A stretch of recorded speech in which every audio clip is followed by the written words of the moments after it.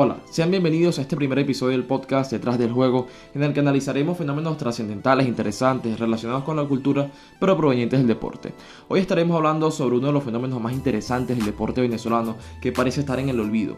Se trata del equipo que consiguió ganar 6 títulos consecutivos del básquet nacional. El baloncesto es hoy en día uno de los deportes más famosos del mundo. Millones y millones de personas siguen la NBA y se podría decir que de cierta manera se ha creado una cultura en torno al deporte de los tableros y las cestas. Sin embargo, esta globalización precisamente ha hecho que las ligas locales pierdan mucho interés por parte de los aficionados. Todo esto ha ocasionado que uno de los conjuntos más míticos de la historia de nuestro país quede en el olvido. Se trata de nada más y nada menos que los Guayqueríes de Margarita de finales de los años 70. Para poner en contexto, si esto fuese la NBA, este equipo fueron los Boston Celtics venezolanos. Este inolvidable conjunto consiguió ganar 6 títulos de manera consecutiva. Sí, como lo oyes, 6 años sin que nadie les ganase una final. Pero lo más interesante de todo esto no solamente es lo que hicieron dentro de las canchas, sino la repercusión que tuvieron fuera de ellas. Todo comenzó cuando en 1975 una selección de Nueva Esparta gana unos Juegos Nacionales de Básquet de manera arrolladora. Después de este éxito, los mismos jugadores se reunieron en la isla y cerca de una emblemática plaza hicieron una especie de asamblea.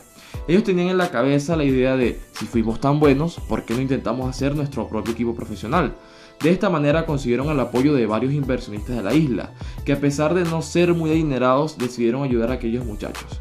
Es así como compraron una franquicia ubicada en Miranda y la mudaron a la Asunción. Consiguieron contratar a 3 hermanos margariteños que prometían mucho: Luis, Cruz y Rodolfo Layret.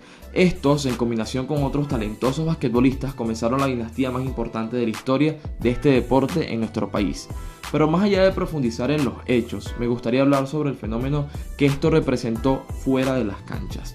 Se habían convertido en auténticas estrellas, conocidas a lo largo y ancho de toda Venezuela.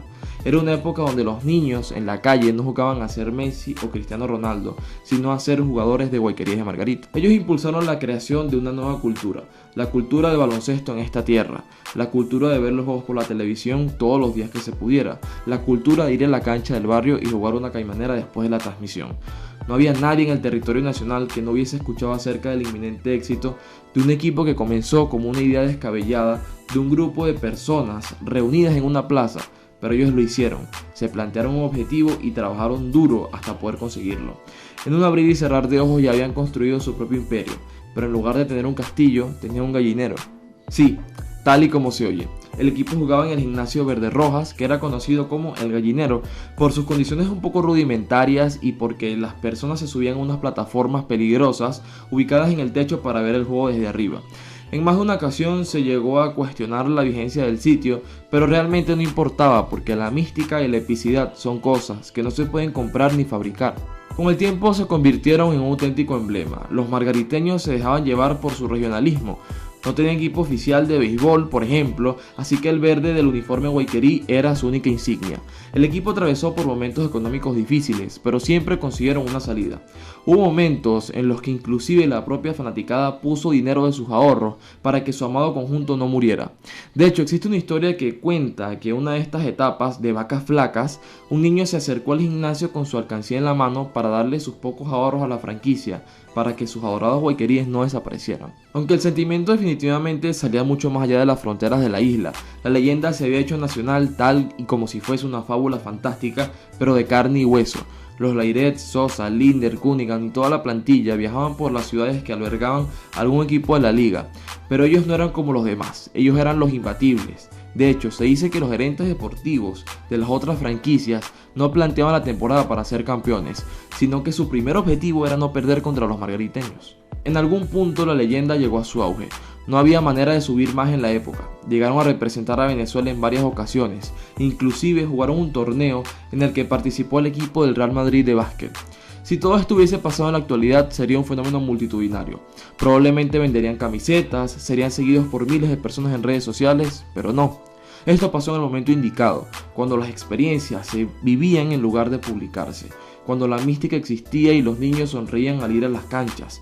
Un hecho tan trascendental y romántico no podría verse contextualizado en la actualidad, sino en el pasado, donde los logros eran más artesanos y menos prefabricados. Pero un año la leyenda tuvo que desvanecerse. En 1983, Caracas organizó los Juegos Panamericanos y la intención de la federación era llevar a la selección más fuerte posible. Para ello, crearon un equipo integrado exclusivamente con los mejores jugadores y decidieron que compitieran en la liga local. Sí, de esta manera despojaron a Boiqueríes de varias de sus figuras. En aquel Panamericano vendría a jugar en condición de novato un tal Michael Jordan al Poliedro de Caracas. La representación vinotinto no pudo siquiera conseguir una medalla y Margarita no pudo recuperarse nunca. Llegaron un par de finales más, pero la mística de alguna manera se había desvanecido. La gerencia no pudo hacer contrataciones tan buenas como las de antes, o al menos ensamblar una plantilla tan magistralmente como lo habría hecho en las campañas anteriores. Tuvieron que esperar hasta 1997 para poder conquistar de nuevo la cima del baloncesto nacional, de la mano de José Piculín Ortiz, quien es considerado uno de los mejores puertorriqueños de la historia, que incluso llegó a jugar en la NBA. En 2007 por fin podrían repetir la hazaña, pero nunca de manera tan magistral como lo hicieron aquellas tardes coloridas del Verde Rojas. Había terminado una leyenda que se había convertido en un fenómeno social y que definitivamente formará parte de nuestro recuerdo por siempre.